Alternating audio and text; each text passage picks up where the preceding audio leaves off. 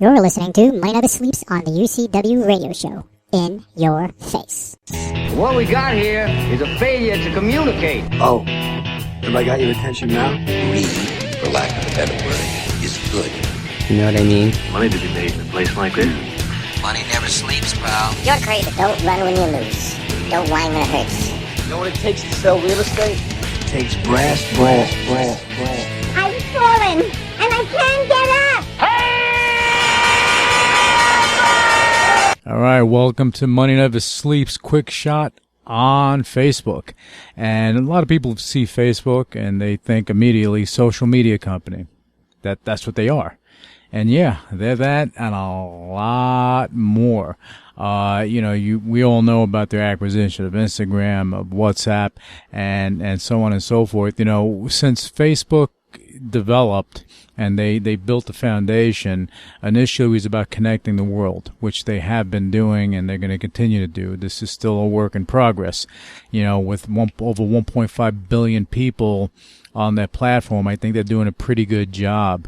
Now, I said it on Twitter earlier, if you have access to a mass audience, you know, you can do a lot of things. You have the world in your hands. And that's what Facebook has right now. They have the world in their hands. You know, a lot of people didn't believe in the company when it became public. And when the stock dropped down to $17, everybody was running for the hills. I thought it was cheap. I thought it was, it was a godsend. Let it go down that far. Let it go down further so that people can pick it up. And the people that did, they're happy today. And even at $90 a share in the low 90s, mid 90s, it's still a bargain.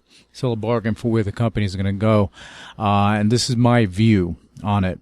Okay, Facebook right now, a majority of their revenue comes from advertising. Okay, so as a social media network, they need to make money that way.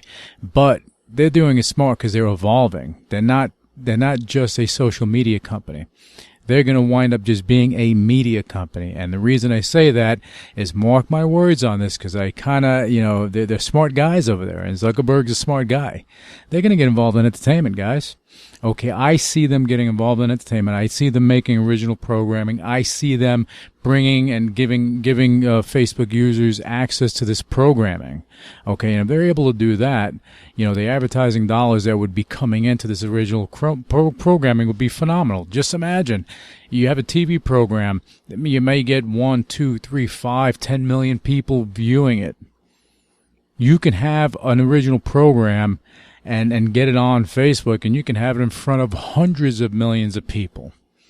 And you can have literally, 5, 10, 20 times as many people watching a program than they would on cable television. And that's interesting. Netflix, they lay the groundwork, no doubt about it. They lay the groundwork in as it relates to streaming, on demand, internet, television and programming. And they're a fantastic company. I think that the legs on that are going to be ridiculous. But as Bob Iger said recently, he's the CEO of Disney, of course, and as he said about ESPN, that he sees it at some point being a standalone network. And they would be streaming to mobile devices, internet, so on and so forth. It becomes interesting, because just imagine if a program like ESPN and all their properties were streaming exclusively through Facebook.